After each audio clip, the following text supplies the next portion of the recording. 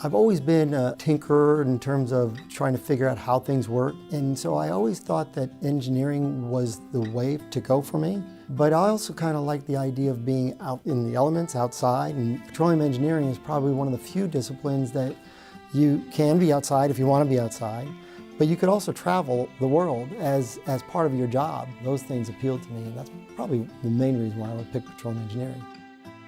You know, going to the master's program didn't make me a petroleum engineer, but it made me a better petroleum engineer. And it allowed these other things to fall in place.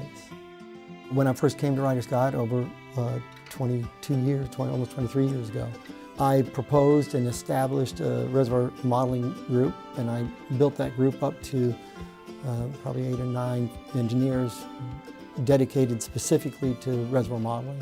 Probably the most recent was selected as a distinguished lecturer for the Society of Petroleum Engineers.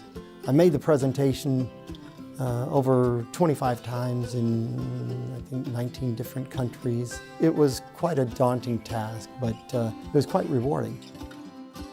As any engineer, you're going to have a lot of mentors along the way. Probably the two most recent ones. My boss, the CEO of Ryder Scott, is Don Rosalie. He's an old school, caring type of individual. He's also a good engineer, a great engineer. And then before him was Ron Harrell. And Ron, similar to Don, was very kind and caring and considerate engineer. So both of those, I think, would probably emulate what I consider to be a mentor.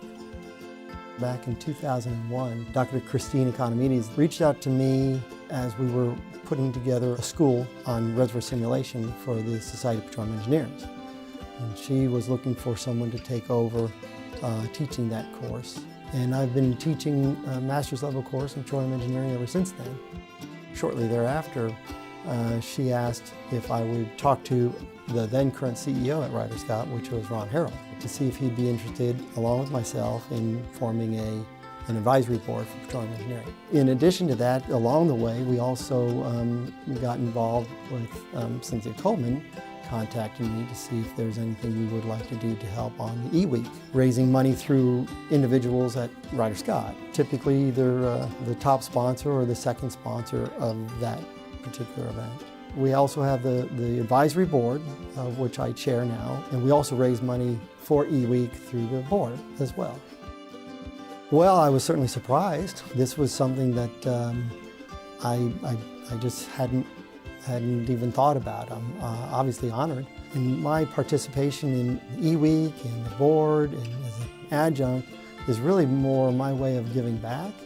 So I think the award is just a recognition of, in a different way, of some of the things I've been doing.